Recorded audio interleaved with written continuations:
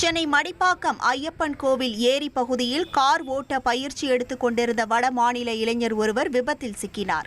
காரை ரிவர்ஸ் எடுக்க முயன்றபோது கட்டுப்பாட்டை இழந்த கார் பின்னோக்கி சென்று ஏரிக்குள் பாய்ந்து பாதி அளவு நீரில் மூழ்கியது. இதில் அதிர்ச்சியடைந்த இளைஞர் காரிலிருந்து குதித்து உயிர் தப்பியதுடன் அங்கிருந்து தப்பி சென்றதாக கூறப்படுகிறது.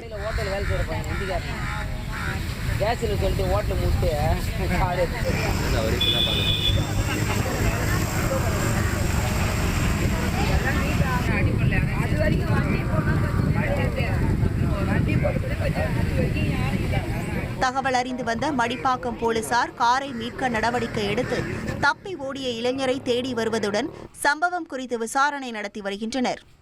1,27,00,000 மனங்களை வென்ற தந்தி டிவி யூடியூப் சேனல். தவிர்க்க முடியாத தம்ப்நெயில்ஸ், கலக்கலான கான்டென்ட்ஸ். நீங்களும் இந்த குடும்பத்தில் இணைய இப்பவே சப்ஸ்கிரைப் பண்ணுங்க.